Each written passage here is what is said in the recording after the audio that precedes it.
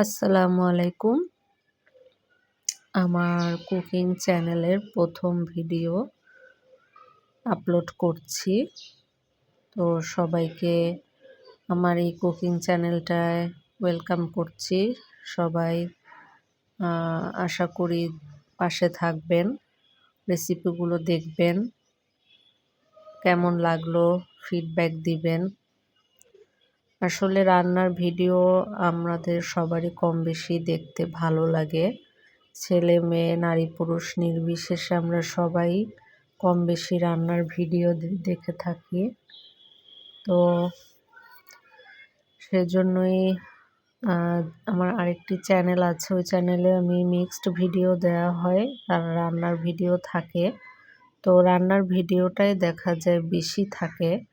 তো ভাবলাম যে তাহলে রান্নার জন্য আলাদা একটা চ্যানেল খুলি, যেখানে শুধু রান্নার ভিডিওগুলোই দিব।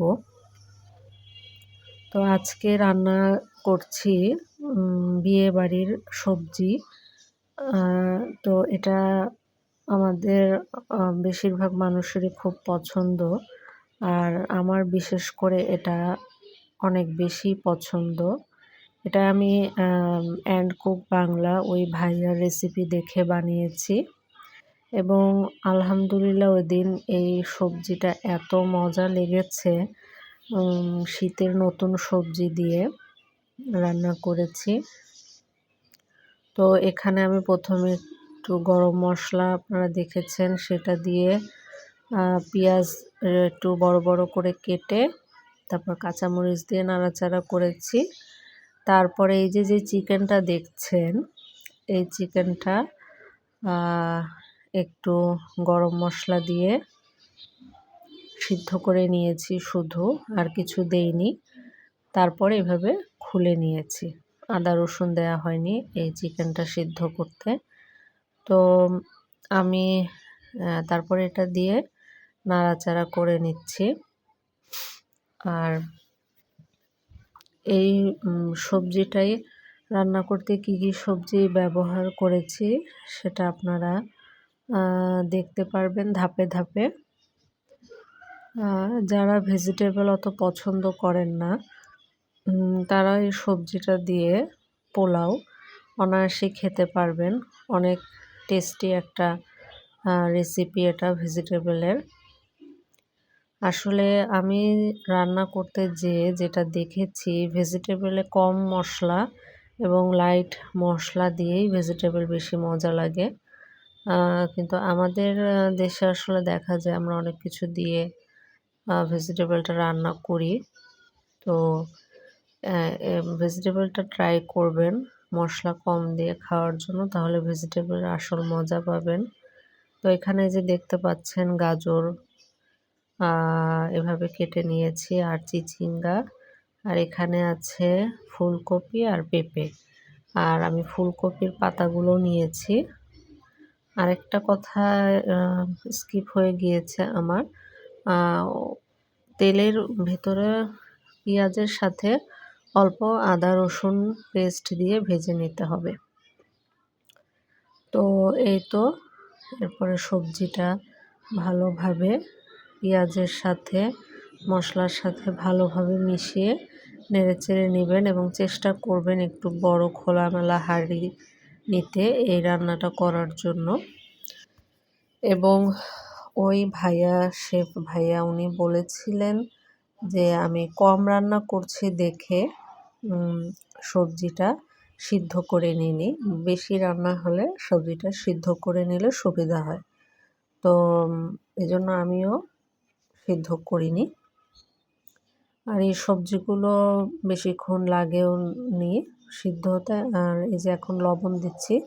আমি একটু টেনশনে ছিলাম পেঁপেটা নিয়ে, যে পেঁপেটা সিদ্ধ হবে কি না, কারণ পেঁপে সিদ্ধ হতে একটু টাইম নেয়। তো হয়ে গিয়েছিল পেঁপেটা সিদ্ধ। তো এই যে ভালোভাবে নেড়েচেড়ে নিচ্ছি। সবাই আমার রেসিপি চ্যানেলটা সাবস্ক্রাইব করবেন, ভালো লাগলে লাইক করবেন, শেয়ার করবেন।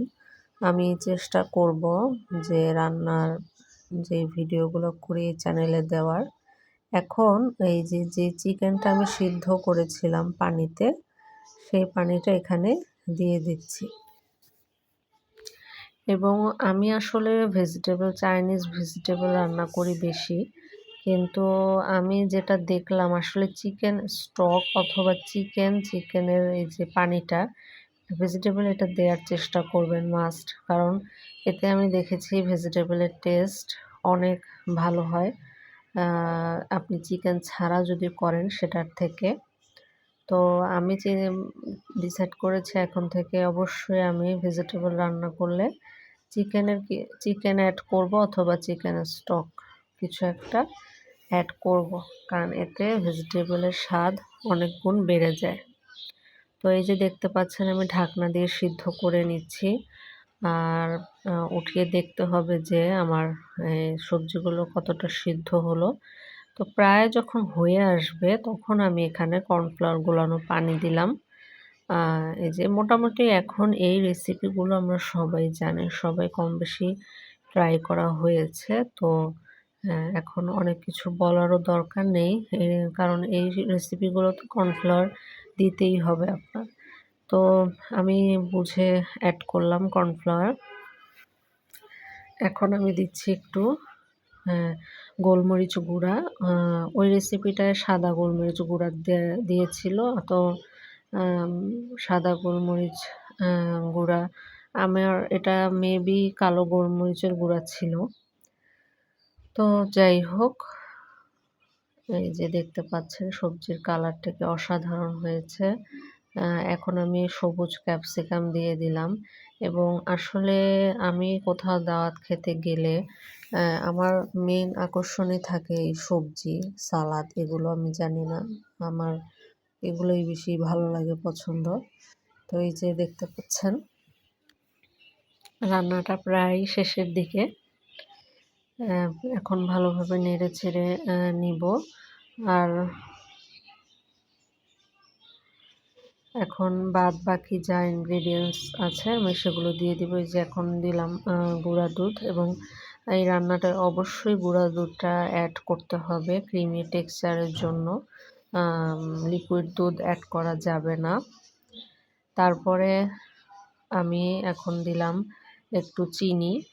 এখন আমি এইটার টেস্ট বাড়ানো ইনগ্রেডিয়েন্টসগুলো একে একে দিয়ে দিব। চিনি আর এখন ওই ভাইয়ার রেসিপিতে আসলে কাজু পেস্টটা দেওয়া হয়নি, তাও আমি দিলাম কারণ আমার কাছে ছিল, ওই দিন করেছিলাম। তো সেজন্য আমি কাজু পেস্টটা অ্যাড করেছি, এবং এটা অ্যাড করবেন, অনেকই মজা লাগে। তারপরে দিলাম ঘি। তো আপনারা বুঝতেই পারছেন যে এই সবজিটা মজা না হয়ে কোনো উপায় নেই। যা যা উপাদান অ্যাড করলাম আমি সবই মজাদার।